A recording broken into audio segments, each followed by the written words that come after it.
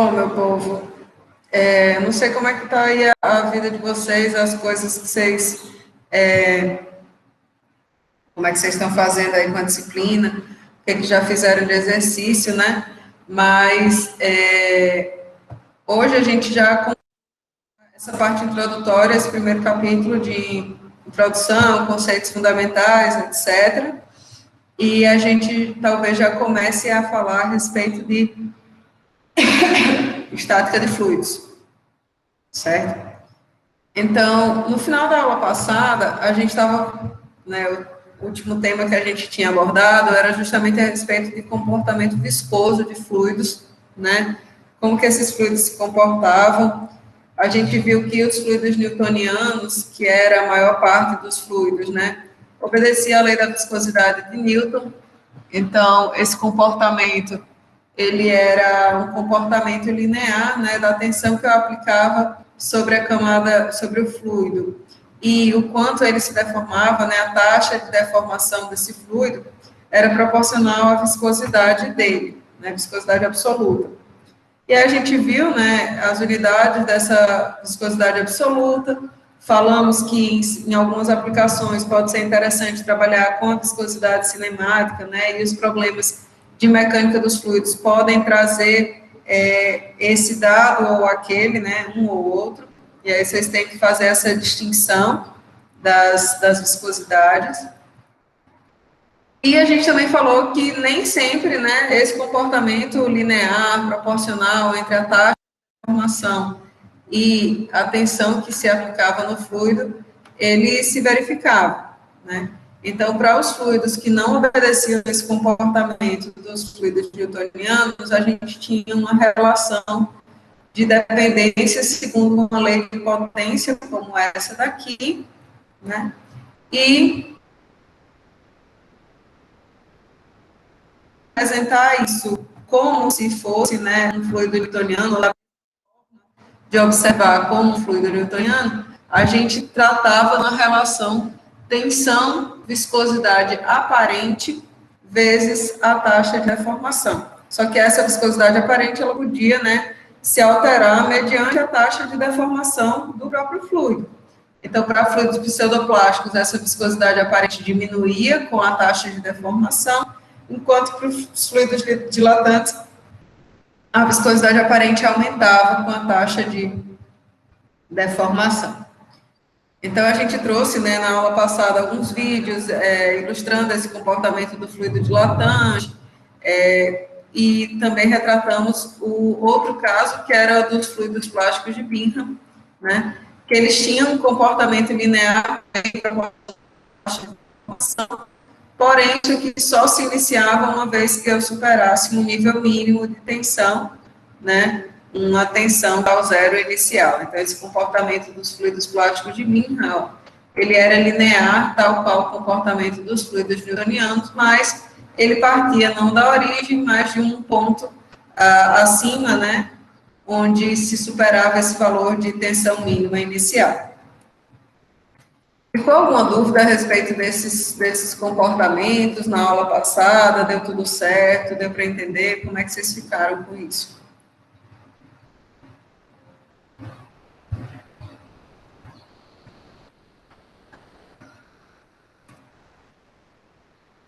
Tudo ok?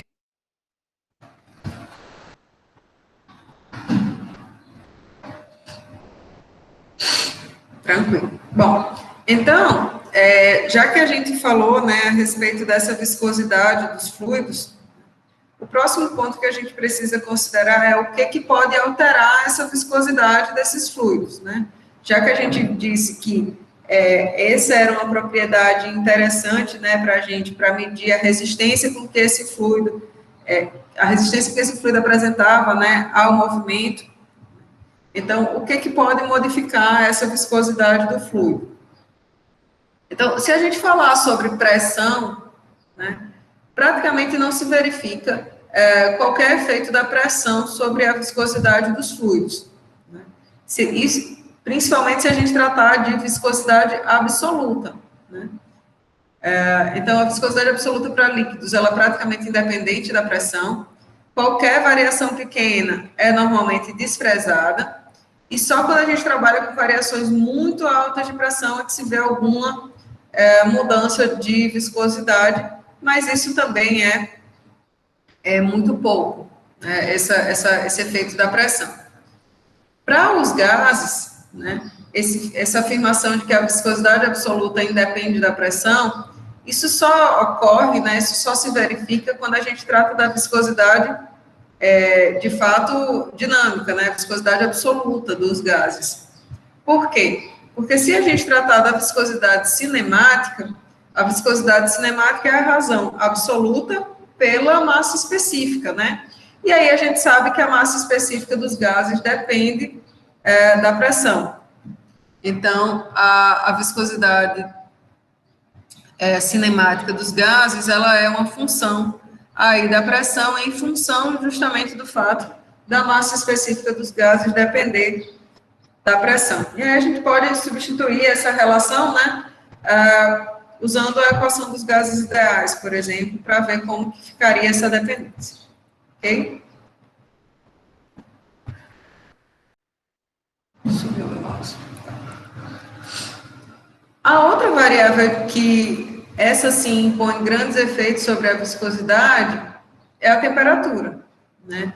Então, a gente está acostumado com a ideia de que na hora que eu aqueço um líquido, aqueço, né, um fluido, ele vai diminuir de viscosidade, vai se tornar sucessivamente mais fino. Isso seria o que aconteceria se a gente colocasse, por exemplo, o mel na geladeira e depois tirasse ele para usar, e aí a gente ia ver que ele, para escoar, é bastante difícil, né? Ele resiste bastante a esse movimento, então ele está bem viscoso. E se a gente deixar o mel à temperatura ambiente, né? A temperatura ambiente, a gente sabe que ele vai ser bem menos viscoso do que esse que eu deixei na geladeira. Então, o mel que está lá do lado de fora da geladeira, na hora que eu verter ele sobre uma xícara, qualquer coisa, ele vai escoar prontamente. Então, a viscosidade dele diminui na medida que se aumenta a temperatura. E isso é característico realmente do comportamento dos líquidos, certo? Isso aí ocorre por quê? Porque na medida que eu aumento a temperatura nos líquidos, eu aumento a distância intermolecular, né, entre essas moléculas. E na medida que eu aumento essa distância intermolecular, então eu enfraqueço essas interações, elas ficam menos fortes, né, mais fracas. Então a viscosidade do fluido, ela diminui. A viscosidade do líquido, ela diminui. Quando a gente, né, pensa ao contrário, né, pensa na realidade agora, na perspectiva dos gases, então a gente tem um comportamento oposto. Os gases, na medida que a temperatura aumenta, eles vão ter a sua viscosidade aumentada, né? E essa viscosidade aumenta pelo fato de que, na hora que se aumenta a temperatura de um gás, a gente fornece mais energia cinética para eles, né, para essas moléculas. E na medida que esses choques aumentam em decorrência do aumento da energia cinética, eu vou ter mais choques efetivos, né? Então, a gente tem uma interação entre essas moléculas maior. Então, para os gases, o aumento da temperatura faz aumentar a viscosidade. Beleza?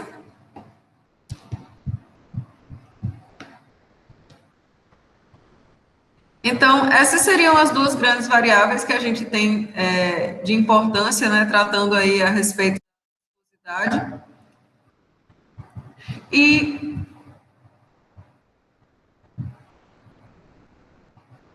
bom, a última propriedade que a gente vai tratar nesse primeiro capítulo é a propriedade de tensão superficial, né? Então, a gente falou da propriedade massa específica, a gente falou do campo de velocidade desse fluido, a gente falou do comportamento viscoso desse fluido, né? E uma outra propriedade que vai ser importante para a gente, né, em algumas aplicações de mecânica dos fluidos, é a tensão superficial, né? A tensão superficial, ela surge sempre que um líquido, líquido, notem, líquido, está em contato com outros líquidos ou com gases, né, formando, ou com uma superfície gás sólida, formando o que a gente chama de uma interface, né, uma região em que eu vou ter justamente a mudança de fase de um estado de agregação da matéria com o outro, né. Então, essa interface, ela se desenvolve, né, entre o meio líquido e o meio gasoso, ou entre o meio líquido e o sólido, formando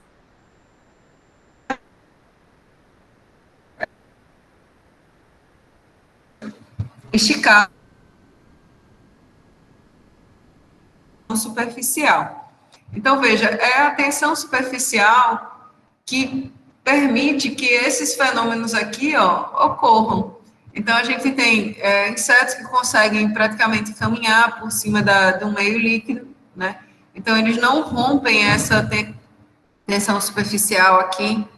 A gente tem a formação de esferas, né, gotas de líquido, né? Isso aqui também se explica com base na ideia de tensão superficial, porque esse é o formato em que a gente tem a maior tensão superficial aqui, né, numa área mais reduzida, né, do formato dessa gota. E também, nessa figura aqui do rapaz, né, saindo, tá parecendo quase um ET da natação, né? Mas essa figura aqui mostra justamente um instante em que ele ainda não rompeu, ó. Todo esse filme da membrana elástica, ele está íntegro ainda. Então, o nadador tem que superar isso também quando ele vai fazer aí o seu nado na sua competição, certo? E esse efeito, né, ele surge sempre que a gente tem o desbalanceamento de forças de equilíbrio intermolecular. Quer dizer, força de equilíbrio entre uma fase e outra. Veja só, nessa figura daqui, desse meio, a gente tem partículas de fluido que estão aqui dentro do seio da fase, né, da fase fluida, e uma partícula qualquer que esteja aqui, ela tem todas as suas necessidades de forças moleculares atendidas pelos seus vizinhos mais próximos. Já uma partícula fluida qualquer que esteja aqui nessa região da superfície, ela não tem todas as suas necessidades de interação intermolecular satisfeitas. Por quê? Porque em parte dessa interface, né, ela está em contato com o meio fluido, né, atendendo às suas necessidades de interação molecular, e na outra porção, ela está em contato com um outro meio, cujo distanciamento intermolecular é diferente, né, a natureza química também pode ser diferente. Então, vai surgir esse desbalanceamento de forças, né? Então, se existe esse desbalanceamento aqui de forças, né, abaixo essa camada de fluido aqui, na realidade, ela vai se atrair muito mais, né? Essa intensidade aqui ao longo dessa linha, ela vai ser muito maior. Então, essas partículas, elas vão formar o que a gente chama dessa tensão superficial, dessa camada superficial. Então, essa atração faz com que essas partículas aqui nessa interface, elas tendam a se aproximar muito mais, a interagirem muito mais com seus vizinhos iguais, né? Fazendo surgir essa membrana superficial, certo? Então, essa característica de tensão superficial, ela vai dizer respeito a esse desequilíbrio de forças intermoleculares nessas regiões de interface, certo? Então, como se, para a formação aqui dessa gota esférica, é como se todas essas partículas aqui dessa linha azul, elas tentassem, né, ficar o mais próximos possíveis uma das outras, né, de tal maneira que elas aumentassem essa interação molecular entre elas, né? E aí a gente verifica justamente a formação desse tipo de geometria, certo? A tensão superficial, diferente das tensões que a gente viu na aula passada, né, tensão normal, tensão cisalhante, enfim, a tensão superficial é causada pela intensidade, né, da tensão por unidade de comprimento ao longo de qualquer linha dessa superfície, né? Então, ao invés de ser alguma coisa em newtons por metro quadrado, né, a tensão superficial, ela se expressa aí em newtons por metro, né? Então, aqui a gente não tem mais uma tensão expressa em unidade de pressão, certo? Newtons por metro, inclusive, né, é uma representação de uma quantidade de energia, ó, veja só, joules por área. Então, a gente pode pensar nessa tensão superficial justamente nessa energia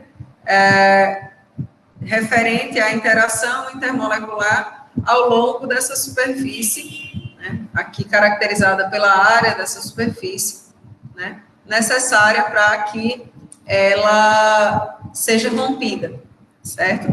Então, a tensão superficial, ela pode ser entendida, né, como uma força por unidade de comprimento, né, força de atração molecular por unidade de comprimento ao longo de qualquer linha dessa superfície, mas ela também pode ser entendida como a energia necessária, né, por unidade de área dessa superfície, como a energia necessária para que eu rompa, né, essa superfície, a tensão superficial. Isso aí, pessoal, vai depender de algumas características, né?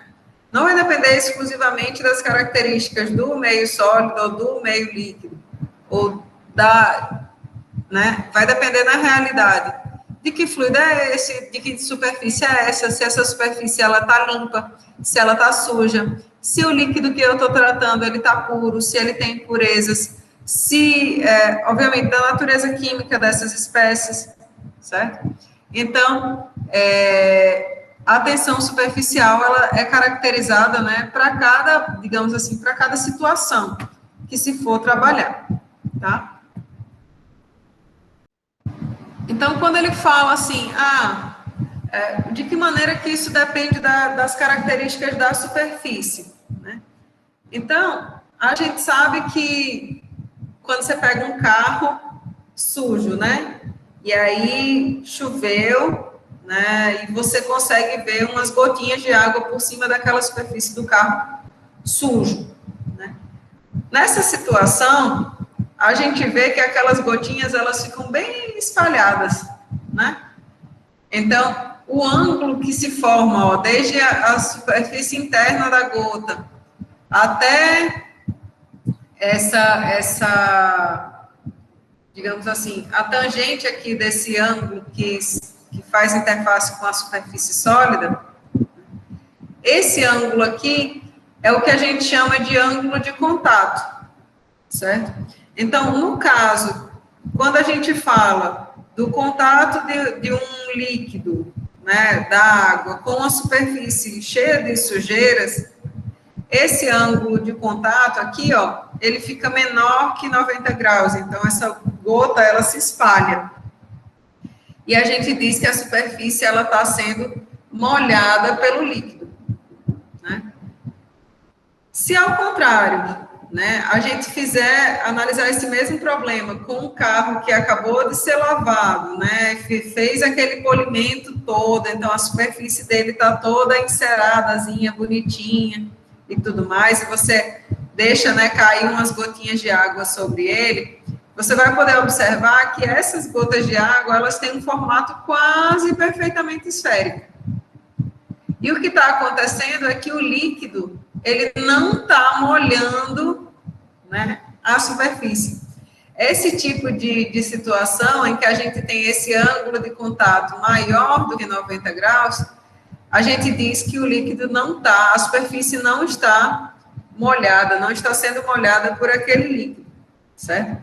Então, essa classificação, se a superfície está sendo molhada ou não, também diz respeito à questão da tensão superficial, né?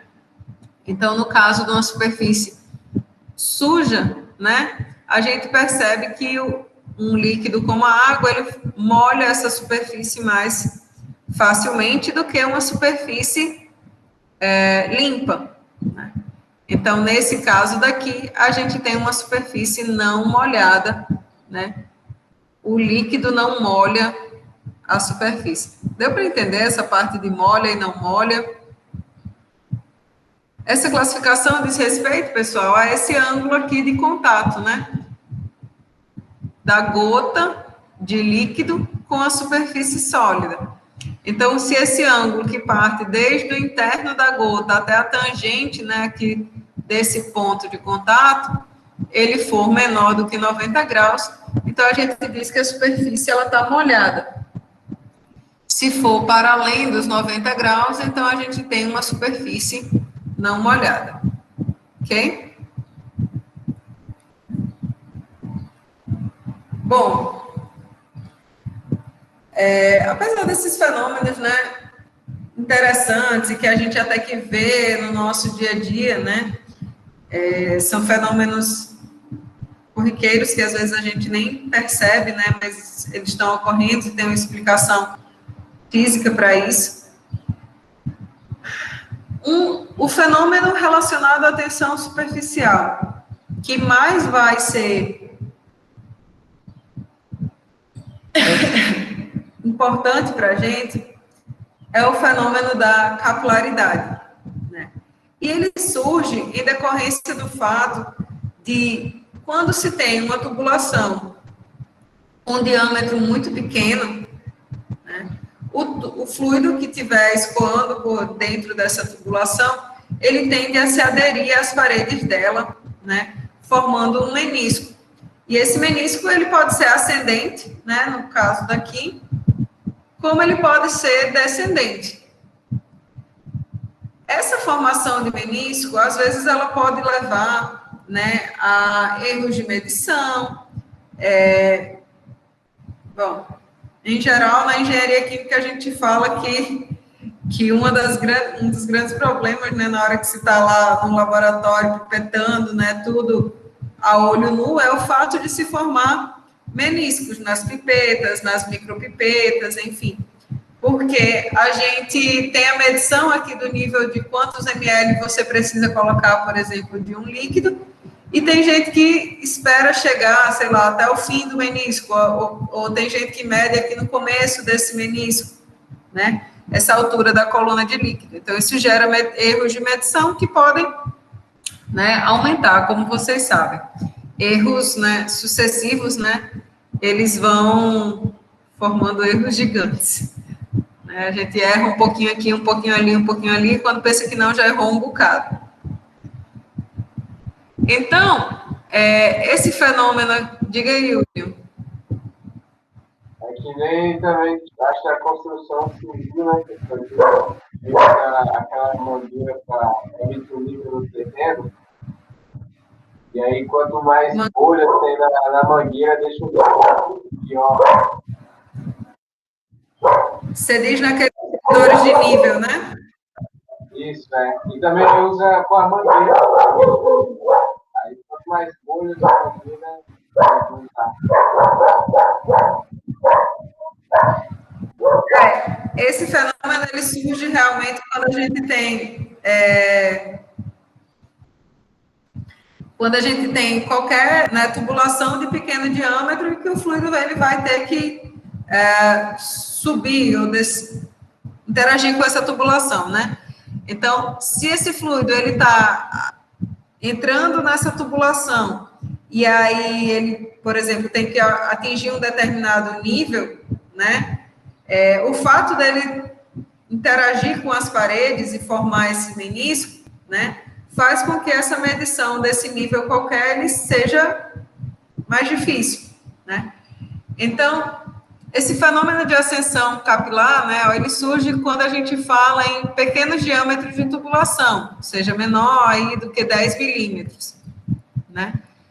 E, basicamente, o que acontece é que a componente da tensão superficial na direção vertical, ela contrabalanceia, né, ela é responsável por sustentar o peso da coluna de fluido, certo? Então, se a gente quiser fazer uma avaliação de quanto que vai ser esse nível, né, em decorrência da tensão superficial do fluido, ou medindo esse nível de altura, avaliar qual que é a tensão superficial do fluido, a gente pode, certo? E para fazer isso é bastante simples, né? Basta a gente entender que, como eu falei para vocês, ó, a componente da tensão superficial referente a essa camada aqui, né, essa superfície aqui do fluido, a componente dessa tensão superficial na direção vertical tem que se igualar ao peso do fluido, né? Então, a gente sabe que a tensão superficial é o produto de uma força, né, que atua sobre uma linha, né? Então, a força na direção Z é o produto da tensão superficial vezes o comprimento em que ela atua, 2πr, que seria o comprimento dessa circunferência, né, aqui, de toda essa circunferência, vezes o cosseno do ângulo. Por que o cosseno do ângulo, né? Veja só, esse cosseno desse ângulo aqui, ele diz respeito ao cateto adjacente a esse ângulo, dividido pela hipotenusa desse triângulo. Então, o cateto adjacente é justamente a componente FZ, a força referente à tensão superficial na direção Z, e a hipotenusa é o produto justamente tensão vezes o comprimento, né? Então, a gente tem justamente esse cosseno desse ângulo como sendo FZ sobre 2πr vezes a tensão, certo? Então, FZ vai ser o produto cosseno de θ vezes 2πr vezes a tensão superficial. E aí, essa componente FZ tem que ser igual ao peso do fluido que está contido aqui, o peso que ela está sustentando de fluido, né? E o peso do fluido é o produto da massa de fluido vezes a aceleração da gravidade, onde essa massa de fluido ela pode ser expressa pelo produto, a massa específica vezes o volume, vezes a aceleração da gravidade. Como a gente está tratando do volume do fluido contido aqui nesse cilindro, né? Então, ρ vezes G vezes esse volume desse cilindro, que seria a área, πr ao quadrado, vezes a altura, h do cilindro. Obviamente, alguns termos aqui se cancelam, né? Π com π, R com R quadrado, né? E a gente pode isolar essa altura H para ficar dependente justamente da medida da tensão superficial e do raio, ó, ou do diâmetro, a depender do que seja melhor para a gente trabalhar, dessa tubulação, certo? Beleza? Então, isso aqui é interessante para a gente, porque a gente pode fazer um estudo como esse que está aqui mostrado na figura, né? Então, o que está mostrando aqui? A altura capilar que se verifica, o ΔH lá, para dois fluidos, água e mercúrio, em função do diâmetro da tubulação. Então, percebe-se, ó, que para diâmetros maiores do que 10 milímetros, praticamente esse aumento, né, essa altura capilar aqui, ela é muito pequena, né? Se aproxima bastante do nível zero. Já quando a gente trabalha com diâmetros menores do que 10, então se verifica, né, o aumento expressivo dessa altura capilar com a diminuição do diâmetro. Esse fato aqui, para a coluna de água, né, essa curva aqui, ela é ascendente para a coluna de água, devido à tensão que se verifica, né, e ao ângulo de contato que se verifica para o meio. Quando se fala do mercúrio, né, então, tanto a tensão é outra, quanto o ângulo de contato é diferente, né? Então, a gente tem uma característica aqui de altura capilar, na realidade, de depressão capilar, né? Seria uma situação como essa. Ao invés de subir aqui dentro desse tubo, a gente verifica aqui que ocorre essa depressão capilar, tá certo?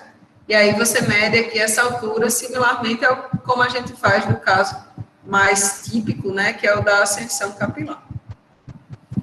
Beleza?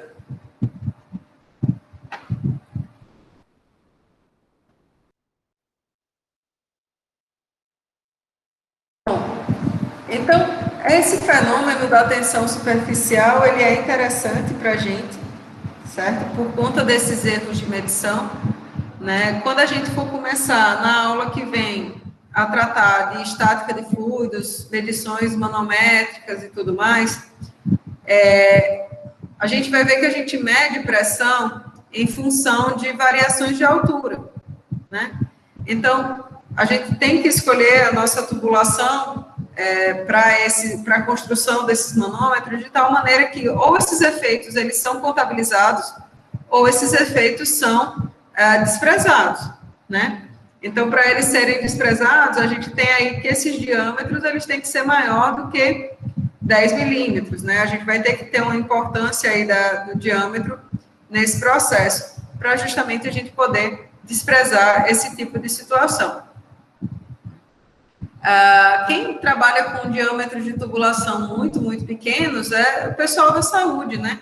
A gente tem aquelas tubulações flexíveis, né, para administração de drogas, administração de fármacos, enfim, muito, muito pequenas, né? Então, esse efeito capilar também se pronuncia, né, se vê nesse tipo de processo. Eu sempre acho muito, eu não sei se vocês também olham esse tipo de coisa, né, mas eu acho sempre muito legal quando a gente vê aquelas imagens das pessoas fazendo cateterismo, né, que você injeta, né, uma agulha na perna da pessoa, numa artéria, e aí faz, isso aí percorre um caminho, né, até chegar no coração, essa linha de tubulação, e aí, em determinado momento, o médico, né, de angioplastia, sei lá como é que chama, cardiovascular, né, ele vai e injeta um corante, na verdade, iodo, algum composto desses, né, e aí você consegue ver claramente como que está ocorrendo o escoamento do sangue naquele local, né, e através de todos aqueles vasos de diâmetro bem pequeno ao redor do coração. Eu acho lindo de se ver. Não tenho coragem de fazer nunca, mas acho lindo, acho bonito. Não sei vocês. É um exame, na verdade, né? Nem é cirurgia nem nada, mas é bem, bem interessante, cateterismo.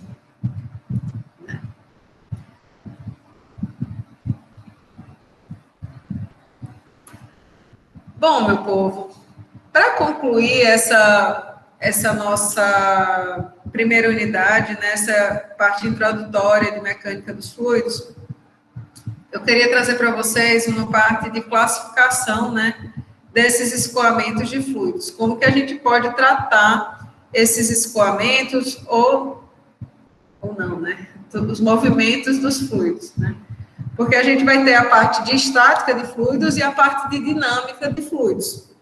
Então, se a gente está na condição estática dos fluidos, então a gente não vai ter a importância aí desses efeitos de viscosidade, então a gente não tem o escoamento interno ou externo, o fluido ele realmente está numa condição estática, ele está lá paradinho, né, num determinado local.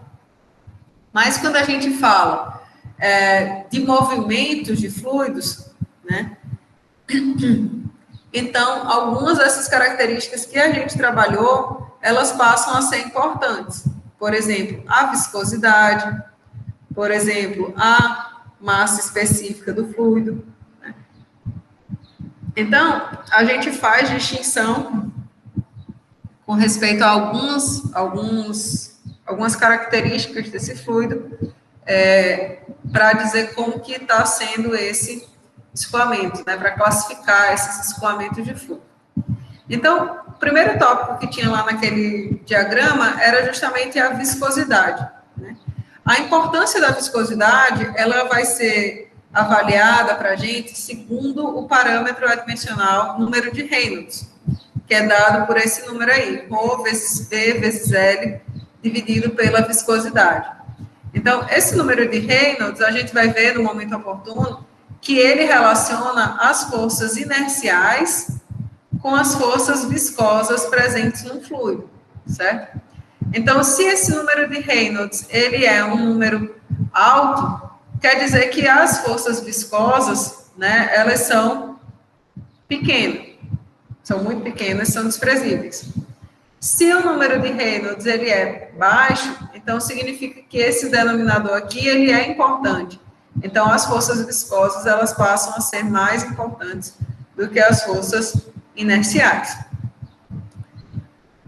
É importante a gente notar que não existe fluido com viscosidade nula, não existe esse fluido sem viscosidade.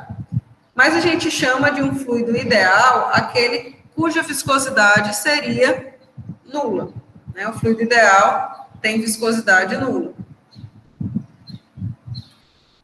Mas, mesmo para fluidos, né, que apresentam viscosidade, existem regiões do escoamento que vão ter a importância desse efeito viscoso sendo, né, grande, e regiões em que esse efeito viscoso ele não é tão importante, certo?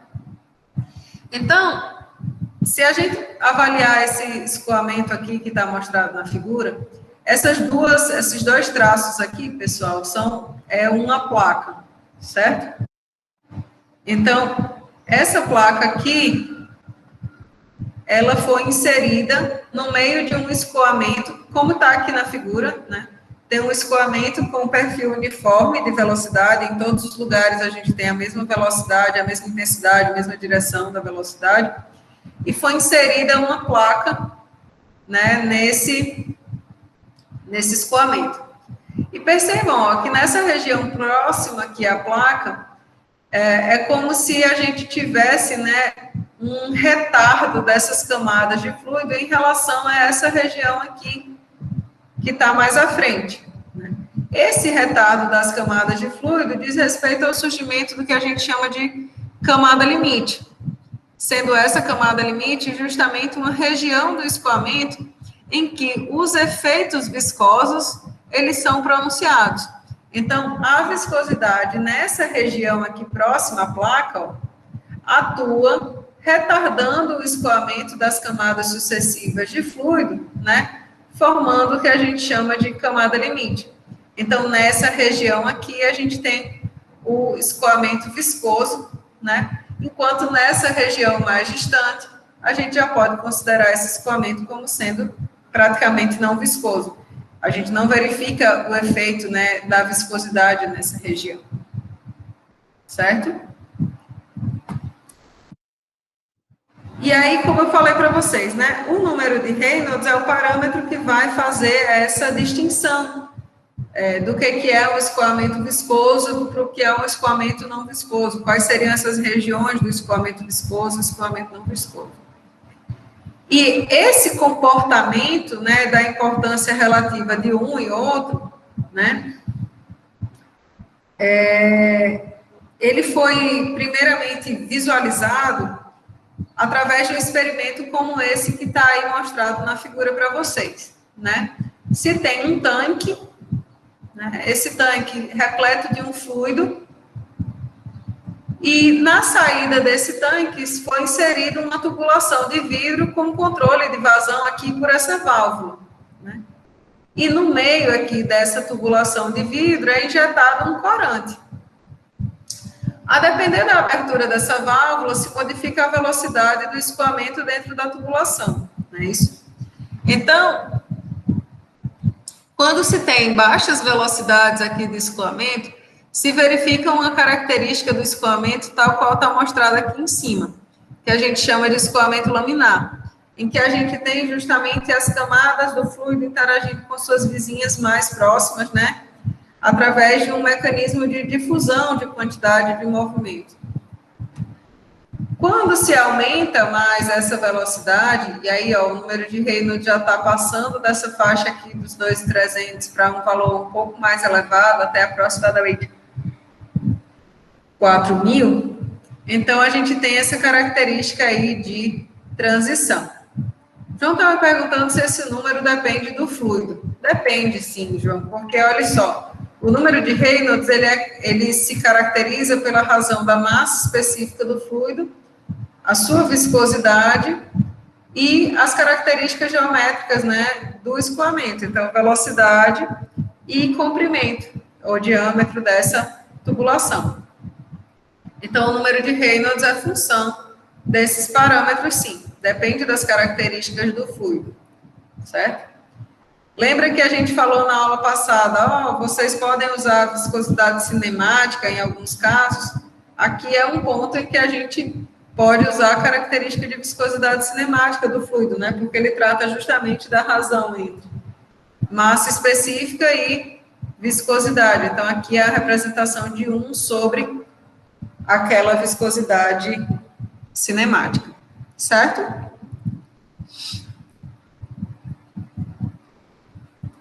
Então, o número de Reynolds, né, que traz essa importância relativa das forças inerciais em comparação com as forças viscosas, ele foi, né, os limites de transição de um tipo de escoamento para outro, eles foram determinados justamente observando esse filete de corante, né, essa forma, como que ocorre esse escoamento de fluido.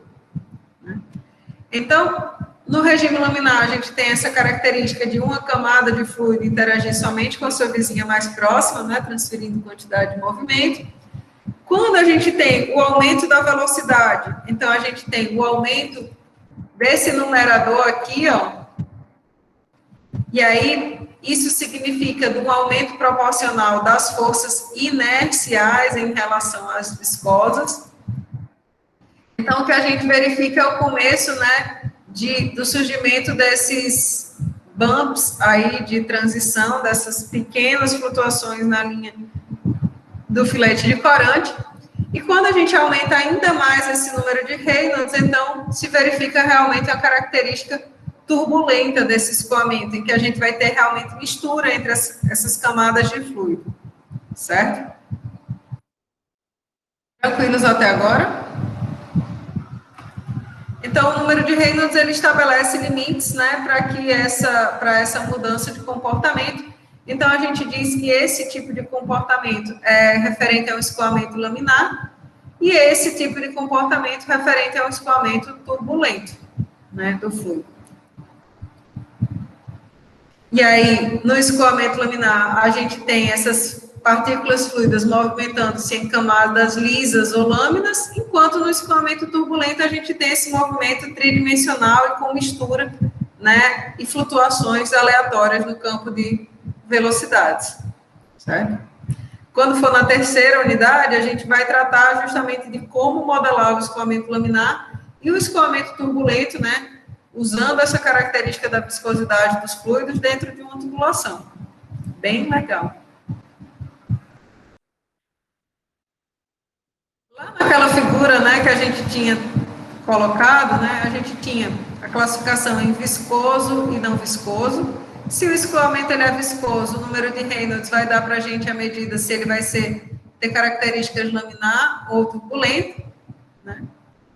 E aí a gente tem, ó, esse retorno aqui para avaliar se o escoamento vai ser agora compressível ou incompressível e interno ou externo, certo?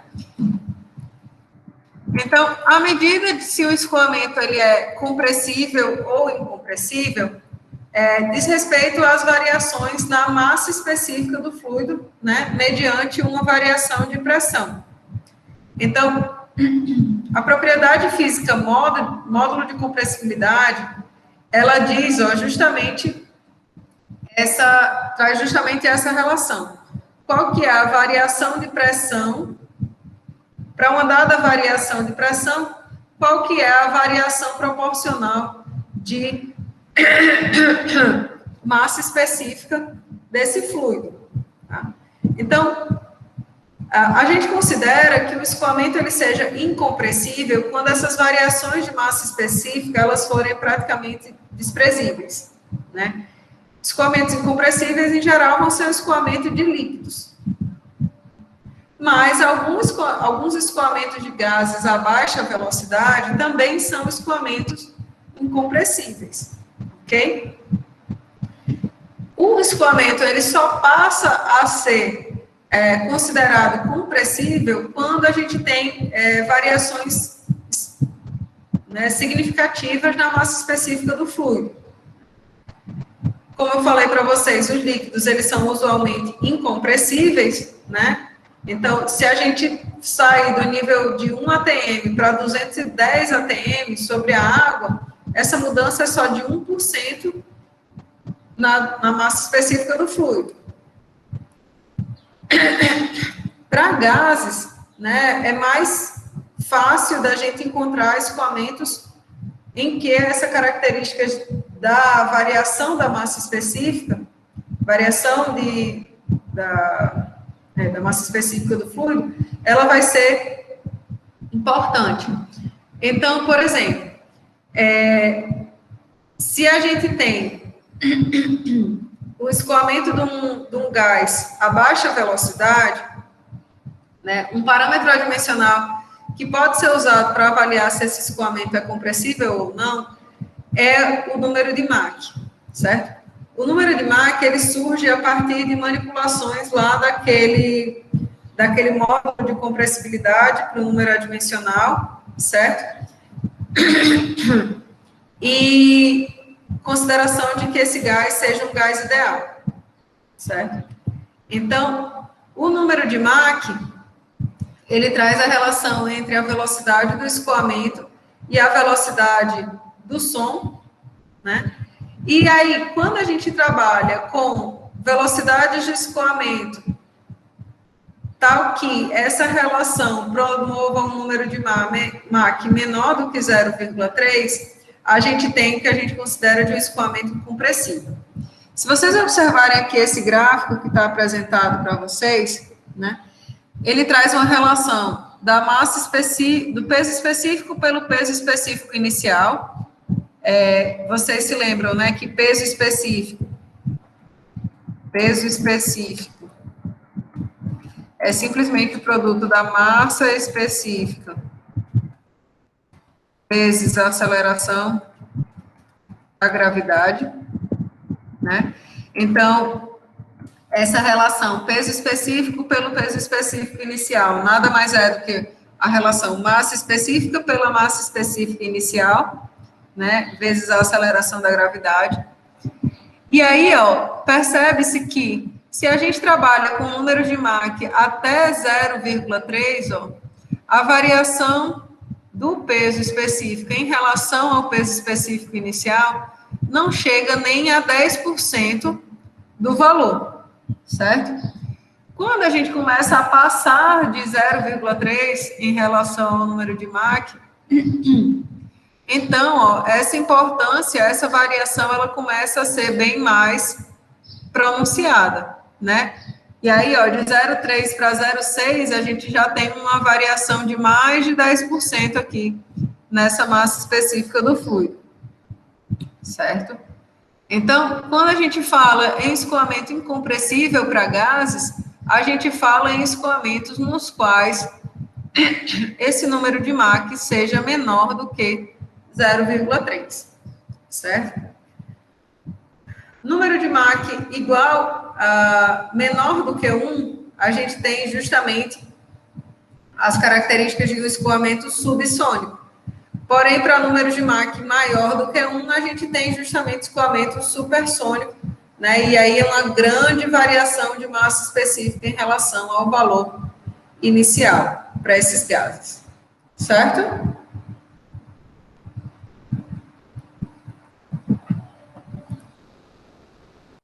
A outra classificação que a gente tem, né, com respeito a esses movimentos de fluido, é a classificação com respeito à característica geométrica desse escoamento.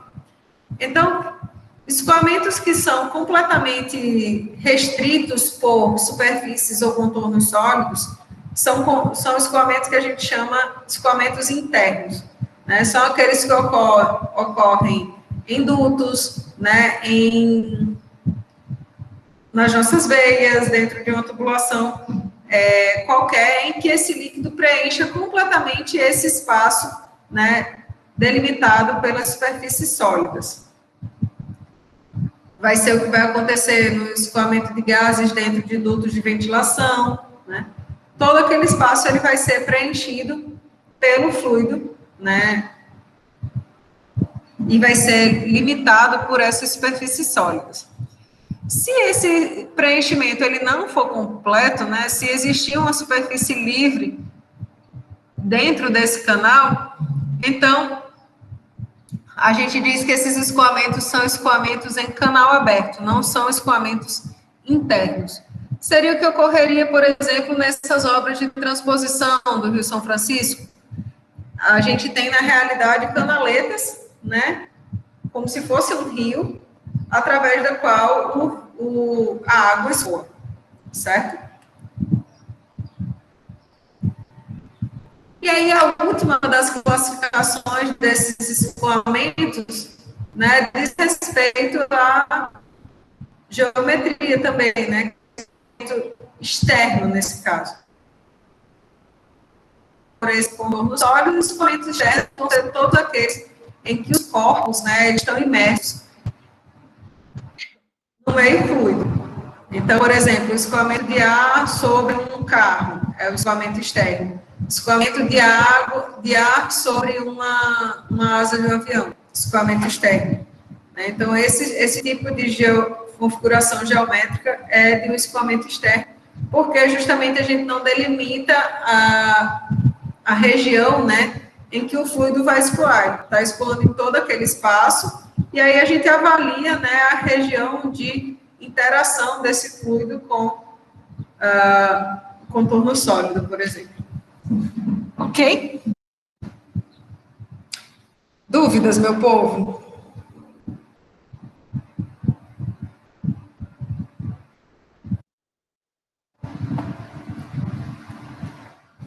Me digam aí algo, por favor.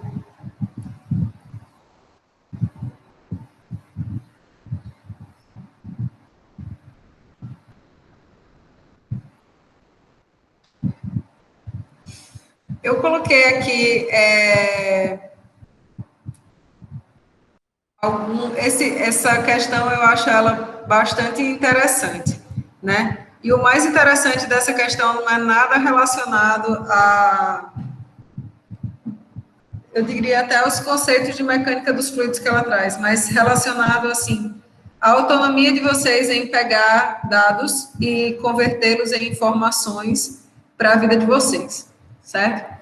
Então, essa questão, ela diz assim: óleo sai 30 a 100 graus, escoa através de um tubo de aço inoxidável de 12 milímetros de diâmetro. Ótimo, excelente. Ele dá o diâmetro da tubulação, dá qual é o fluido, dá qual é a temperatura. Aí ele pergunta, qual vai ser a densidade relativa e o peso específico desse óleo? Se o óleo descarregado do tubo enche um cilindro graduado com 100 ml em 9 segundos, o escoamento é laminar ou turbulento? Então, essa questão ela é interessante porque a gente vai pegar vários outras informações externas à questão para poder resolver. Tá? Então, a primeira coisa que ele fala, né, é que esse fluido é o óleo SAI 30 e que a temperatura que ele está trabalhando é de 100 graus. Ele pergunta a densidade relativa e peso específico desse óleo. Né? No FOX, existe um gráfico de viscosidade absoluta versus temperatura e existe um gráfico de viscosidade cinemática versus temperatura. Como que a gente pode fazer para trabalhar essas informações para obter o que a gente quer? Né? Porque ele coloca, ó, E eu acho isso aqui fantástico, porque às vezes a gente pergunta para o aluno e aí a criatura diz, não, mas não tem essa informação em canto nenhum. Na questão pode ser que não tenha, né? Mas pode ser que você indo atrás de uma tabela qualquer do livro, você já resolva a sua vida. Ele pediu densidade relativa e pediu peso específico, não foi isso? Peso específico do fluido. Deixa eu só... densidade relativa e peso específico. Densidade relativa, a gente sabe que é a relação entre a massa específica do fluido e a massa específica máxima da água, né? Então, aqui é ρ do fluido, ρ da água. E o peso específico desse fluido é o produto da massa específica dele vezes a aceleração da gravidade, né? Então, a gente precisa determinar quem que é, primeiro de tudo, né? Quem que é essa massa específica do fluido. E ele fornece na questão duas informações para a gente. De viscosidade cinemática, μ, e a viscosidade absoluta. E aí a gente tem que saber que essas duas quantidades, elas se relacionam através justamente da massa específica desse fluido, certo? Então, a gente vai pegar na temperatura de 100 graus Celsius o valor da viscosidade cinemática e o valor da viscosidade absoluta para poder determinar quem que é ρ, e a partir de ρ a gente determina dr e gama, certo? Então, já que eu estou aqui nessa tela, eu vou usar ela mesmo para poder determinar. A 100 graus Celsius, óleo sai 30, e nós vamos puxar para cá.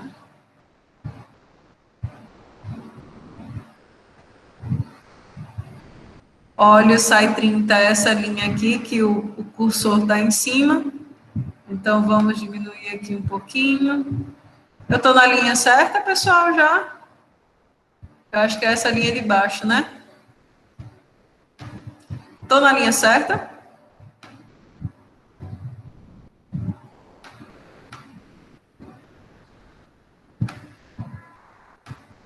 Esse ponto aqui, ó.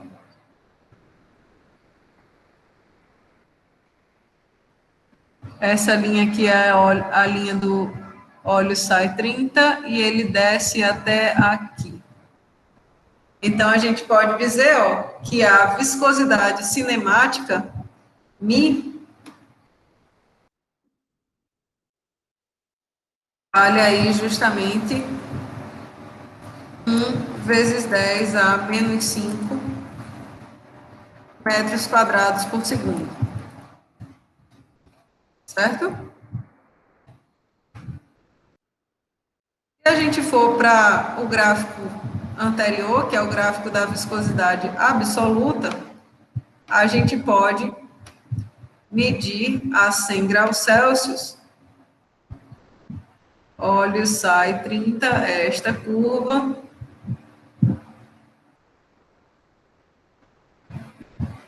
Vamos ver se eu peguei o ponto direitinho.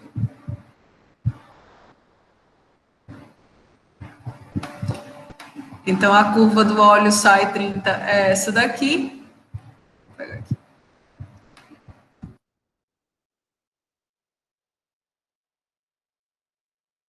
A curva do sai 30 é esse daqui.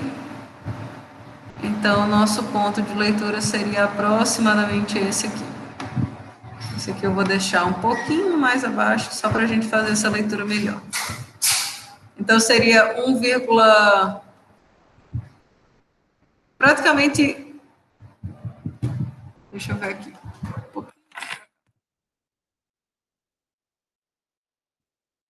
a 100 graus Celsius, um pouco abaixo dessa curva de 1 vezes 10 a menos 2, né? Então, a gente podia pensar em 9 vezes 10 a menos 3. Certo?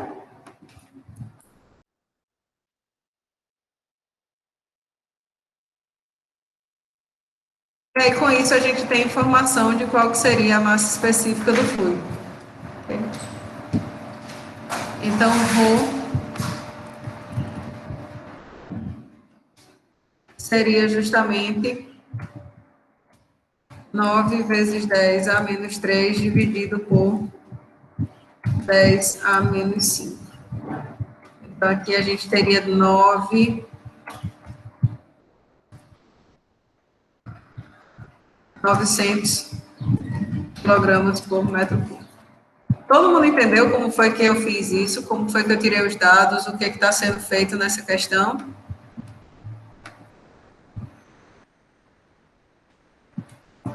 Fazendo isso, né, a gente consegue determinar qual que é a densidade relativa, né, simplesmente dividindo 900 mil. Então, essa densidade relativa é 0,9. E o peso específico do fluido é justamente 900 vezes 9,8. Então, não sei quanto que isso dá aqui de cabeça, mas vocês podem fazer aí para deixar isso marcado. Ok? A última colocação que ele põe, né, é a seguinte: se o óleo descarregado no tubo enche um cilindro graduado de 100 ml em 9 segundos, o escoamento é laminar ou turbulento? Então, se a gente voltar aqui, ó, o número de Reynolds, ele traz justamente essa relação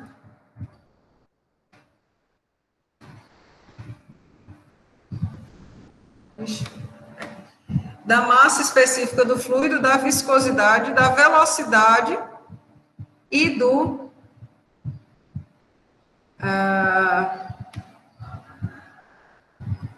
comprimento, na realidade, ou diâmetro, né? É um comprimento característico desse processo.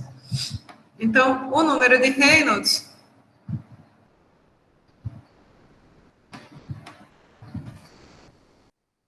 seria justamente a massa específica do fluido, 900, vezes a velocidade do escoamento, né? Então, a gente sabe que isso é um cilindro.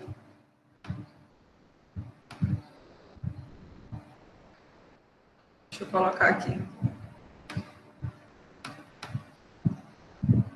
Isso aqui é um cilindro, cabe 100 ml aqui dentro, né? Então, a gente tem o volume desse cilindro. O volume do cilindro é igual a 100 ml. 100 ml são 100 centímetros cúbicos, tá, pessoal?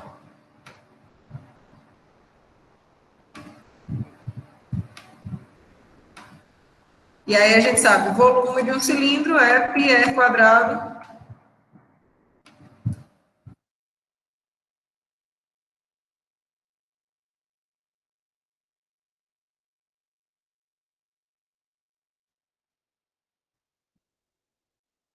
πr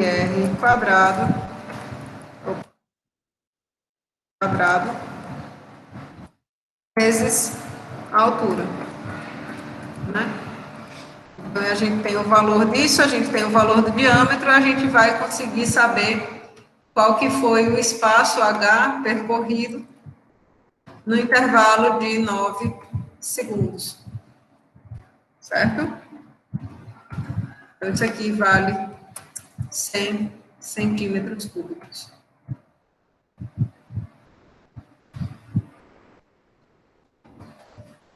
Hzão vai valer 100 dividido por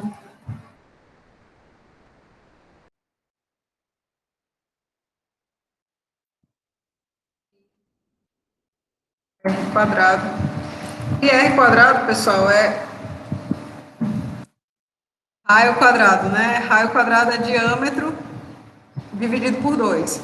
Então, isso aqui é diâmetro ao quadrado sobre 4. Tudo bem?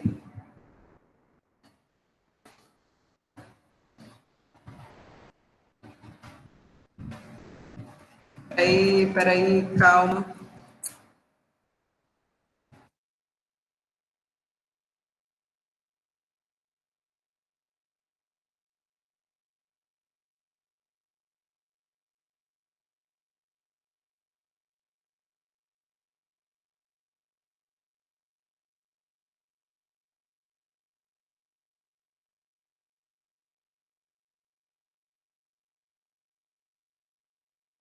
Três 3,14, o diâmetro eu vou simplesmente usar aqui.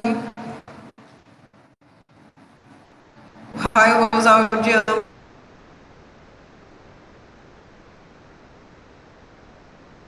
lá de 12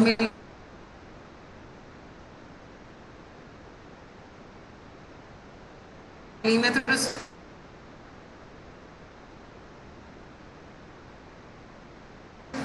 dividido por 2.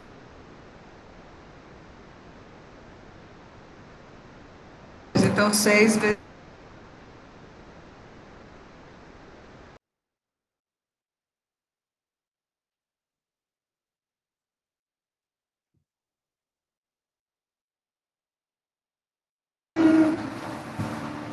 Ai, voltei. Passei muito tempo fora, meu povo.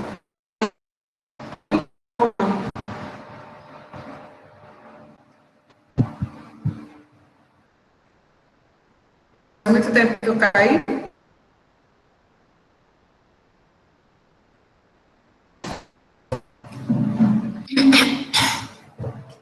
Então, ixi,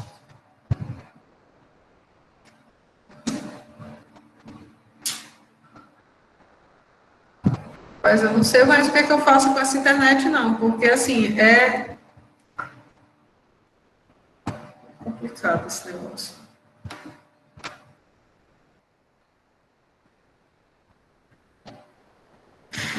Pois é, eu peguei uma internet de 100, 400 megas aqui para casa, daquelas da BrisaNet. Não era para estar dando esse tipo de coisa, né?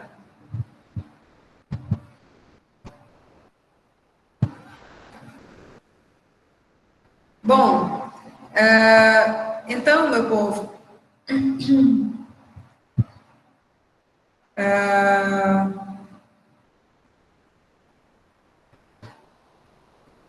o que eu estava fazendo? Qual era a conta que eu estava fazendo? Sim, pois é.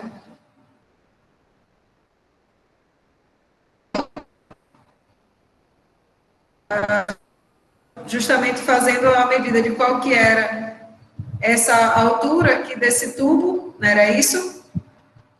Para a gente saber quantos centímetros, né, o fluido percorria a cada segundo, né, para a gente calcular aqui a velocidade desse escoamento, multiplicar esse parâmetro L aqui, a gente vai usar justamente o diâmetro da tubulação, certo? Então, a gente está calculando esse H aqui para a gente poder calcular, determinar qual que é a velocidade do escoamento. E a velocidade do escoamento, a gente vai multiplicar pelo diâmetro da tubulação e dividir pela viscosidade para saber se esse escoamento é laminar ou turbulento. Ok?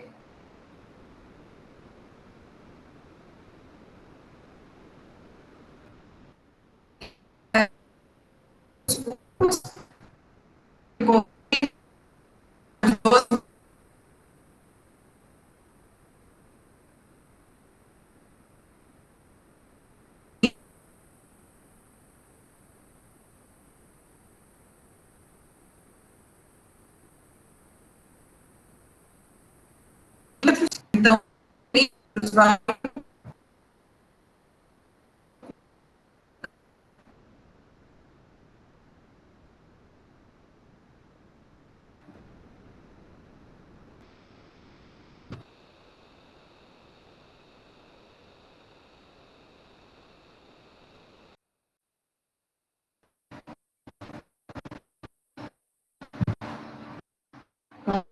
Pode ser. Eu estou no primeiro andar. Vou tentar descendo lá para baixo.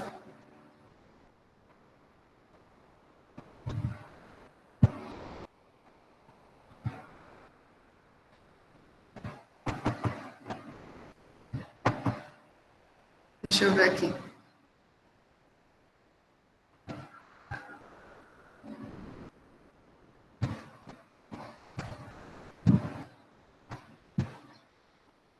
Pronto, então, 0,6 ao quadrado vezes 3,14, né? Então, 100 dividido por isso.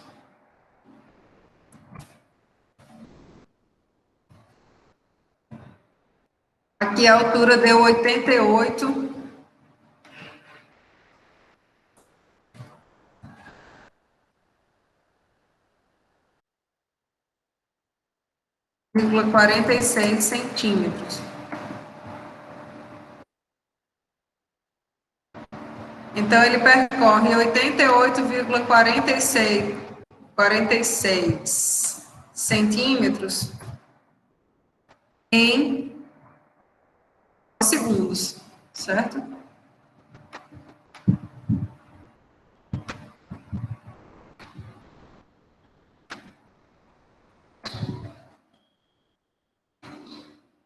Essa velocidade do escoamento, ele percorre 8,46 centímetros em 9 segundos. E aí, agora a gente vai precisar converter isso para metros, porque a gente faz mais, é melhor para a vida da gente, tá? Para a consistência dimensional, certo? Então, 1 metro tem 100 centímetros. Então, esse 88,46, na verdade, a gente vai dividir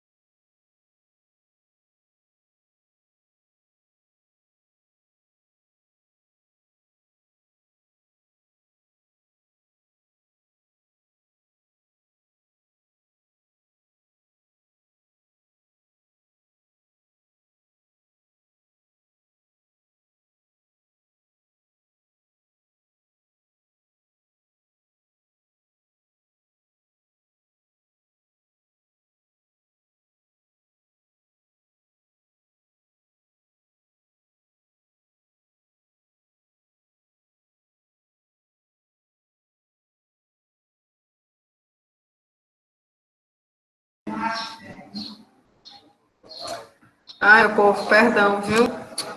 Que negócio chato. Eu já desci aqui, estou praticamente sentada em cima do modem para ver se está certo.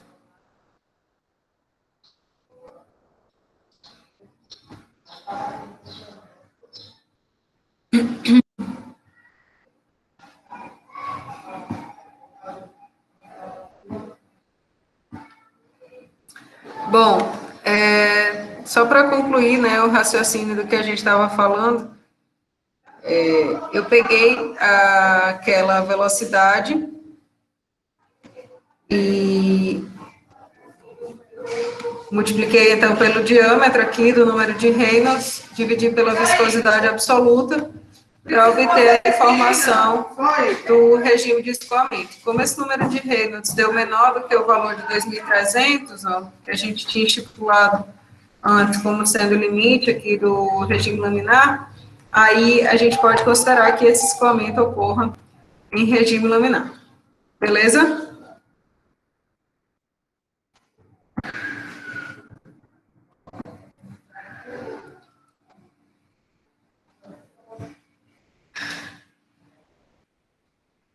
Então, meu povo, essa seria a introdutória aí referente ao nosso curso de mecânica dos fluidos, tá? A gente fez a classificação dos escoamentos, fez a avaliação da característica viscosa, vimos algumas propriedades referentes a esses fluidos, né? E eu não sei como que está a vida de vocês com relação às questões, né, das listas, mas na medida que forem surgindo as dúvidas, vocês podem ir falando, né, e a gente pode resolver, inclusive aqui em sala de aula, não tem problema, a qualquer momento, tá bom?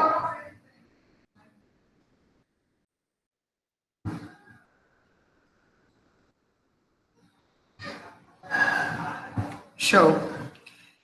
Então, meu povo, deixa eu só ver aqui até que horas que vai a nossa aula, se é até 8h40 ou não. Acho que é até 8h40, não é isso?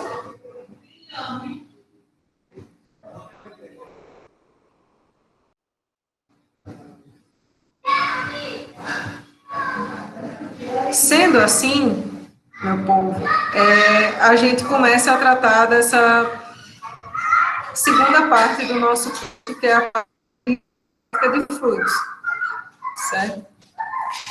Então, na parte de introdução, a gente falou que o fluido, ele escoava continuamente mediante a ação de uma tensão de cisalhamento, né? Então, se a gente for considerar esse fluido em repouso, ou seja, se a gente for tratar da condição estática dos fluidos, né, a gente tem que observar que ele vai ter, obrigatoriamente, que estar numa condição de ausência de tensões cisalhantes. Então, só a tensão normal é que vai estar presente, certo? E essa parte agora que a gente vai começar a tratar, ela vai permitir que a gente faça a avaliação de forças que se desenvolvem sobre objetos submersos, né? Avaliar como que funcionam os instrumentos de medida de pressão, né? Vários aspectos da mecânica dos fluidos, eles estão relacionados com essa parte de estática de fluidos. Como eu falei para vocês anteriormente, né, essa parte de estática, ela que está relacionada com o projeto de barragens, né, com as medições de pressão, com fenômenos como flutuabilidade, com fenômenos como aqueles braços de força, né, que a gente tem justamente a transmissão da pressão de uma... Sabe elevador de carro? Então, naqueles tipos de sistemas, né, sistemas hidráulicos, era isso, a palavra estava me fugindo. Nesses sistemas hidráulicos, a gente tem justamente a aplicação desses conceitos, né, desses fenômenos referentes à estática de fluidos, tá? Então, se nesses fluidos estáticos não pode estar presente nenhuma força de cisalhamento, porque senão eles iriam escoar, né? Somente a gente tem a presença de forças normais. E então, a presença de forças normais faz com que todas as forças tenham que agir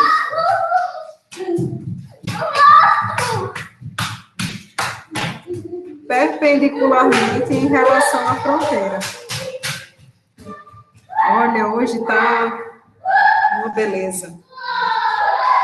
Né? Então, qualquer força que for atuar aí nessa condição de estática de fluidos, ela tem que estar atuando perpendicularmente, porque se ela não atuar perpendicularmente, vai ter algum componente dessa força que vai ter componente cisalhante, né? E esse componente cisalhante vai poder estar gerando essas tensões de cisalhamento, promovendo o escoamento de fluidos, que não é a situação que a gente está, né, estudando, considerando. Então, em qualquer ponto que a gente considere, né, seja qualquer que seja a geometria, no caso da estática, né, a gente tem a necessidade de essa força ter que atuar normalmente com relação à fronteira, certo? E como vocês já conhecem, né, a condição de equilíbrio de um elemento, ela diz respeito tanto à soma das forças, né, a soma de forças que atuam em relação a um ponto C igual a zero, quanto a soma dos momentos, né? Então, a gente tem como duas condições, né, fundamentais de equilíbrio, que tanto as somas das forças que atuem sobre um elemento, ela deva ser nula, quanto os momentos provocados por essas forças também deva ser nulo, né? Então, nos fluidos estáticos, nesse capítulo agora de estática de fluidos, né, a gente vai trabalhar com essas duas condições de equilíbrio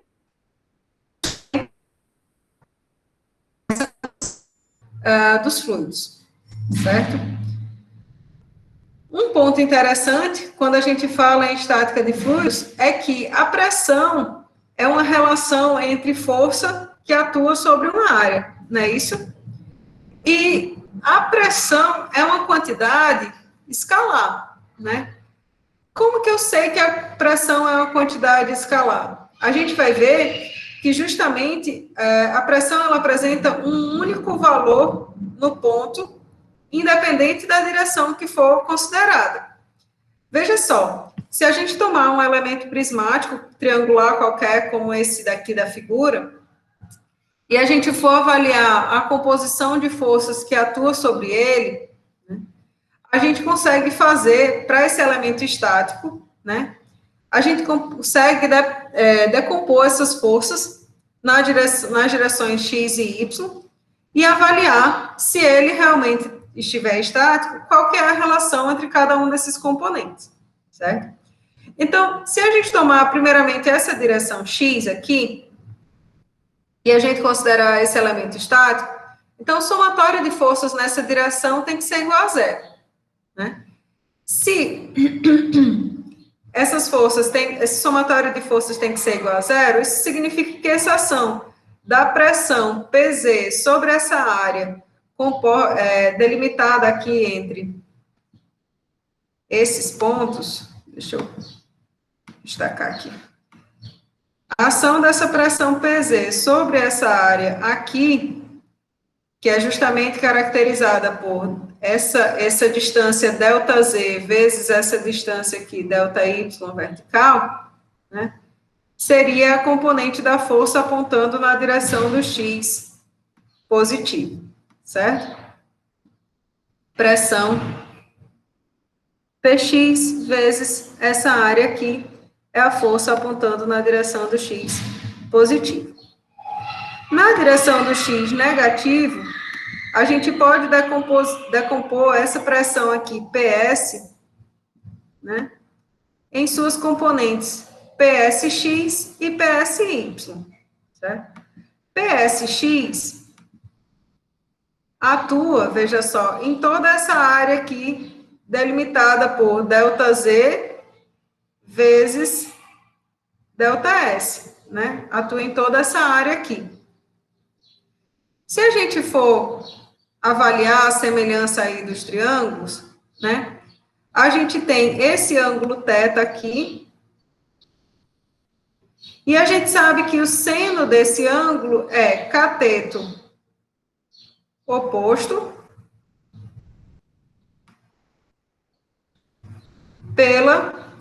deixa eu botar isso em roxo para chamar mais atenção. Se a gente for avaliar esse ângulo θ aqui, o seno desse ângulo é cateto oposto pela hipotenusa, né? Então, cateto oposto é ΔY e a hipotenusa seria ΔS. Então, para avaliar essa força aqui, PSX, que atua nessa área ΔZ, ΔS, né? Então, a gente pode tratar isso como sendo PS, que multiplica ΔZ, ΔS, vezes o seno de θ, certo? Esse ângulo θ aqui, ó, é esse mesmo ângulo θ aqui. Então, seno de θ é cateto oposto, PSX, pela hipotenusa. Fazendo isso, a gente consegue ver, ó, duas coisas. Primeiro, ΔS seno de θ, ΔS seno de θ é justamente ΔY. Vocês estão conseguindo acompanhar, pessoal? Ou está meio obscuro aí no juízo de vocês?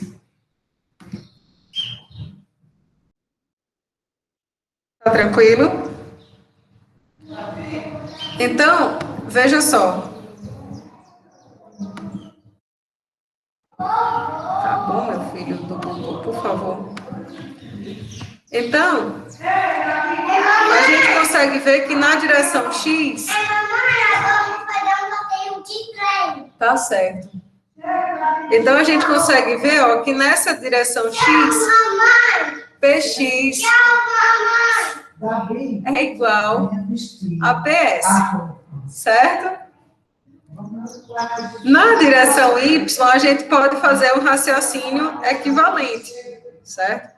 Então, na direção Y, a gente tem a ação da pressão PY sobre essa área aqui, essa área caracterizada justamente por ΔX, ΔZ, né?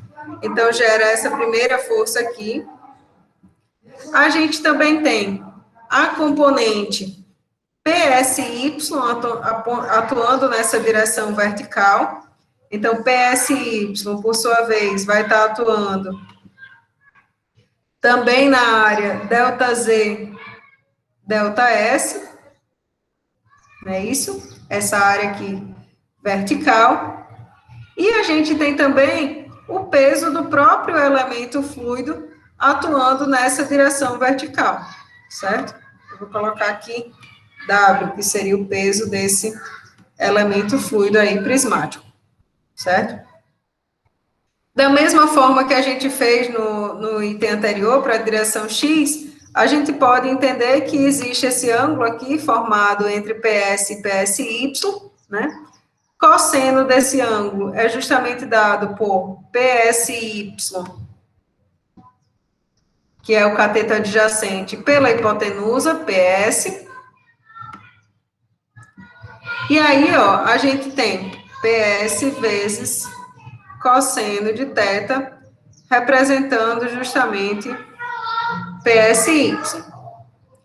E aí, novamente, a gente pode usar essa mesma relação, né, de semelhança de triângulos para entender que esse mesmo ângulo θ lá de cima é esse aqui de baixo, né, e que o cosseno dele representa pela hipotenusa ΔS. Então, ΔS cosseno de θ é justamente ΔX. Certo? Então, se fosse só isso, a gente já podia de cara fazer as mesmas considerações que a gente fez anteriormente, né? Cancelar, por exemplo, ΔZ, ΔZ e ΔY com ΔS seno. Então, aqui a gente faz ΔZ com ΔZ, mas também com o volume desse elemento prismático aqui, referente ao peso do fluido. esse termo de ΔX também se cancela com ΔS cosseno e com esse ΔX aqui, certo? Então, a gente ficaria com a igualdade, né, de que PY valeria PS, o valor da pressão PS, mais... Por favor, José. Mais 1 meio G delta Y, certo? Porém, se a gente considerar que esse elemento fluido aqui, ele vai ser tão pequeno quanto for necessário, né, eu posso fazer ele muito, muito pequeno, esse termo aqui de delta Y, ele se torna praticamente... A gente tem X e Y sendo igual a PS, né? E então a gente tem a informação de que a pressão, ela tem um valor num ponto que independe da direção, certo? Isso aí seria o teorema de Pascal, e a gente vai usar essa informação na aula que vem para a equação geral da estática, tá ok? Pessoal, eu peço desculpas aí, porque eu tive que sair do canto que eu tinha paz e sossego do trabalho, e não tinha internet, para ir para um canto que tinha internet, mas não tinha mais tanta paz e sossego. Então, eu realmente peço desculpas aí para vocês por esse atropelo aí, tá bom? Vai dar tudo certo. Fé em Deus. Semana que vem começa as aulas dele, a gente fica mais tranquilo. Tá bom?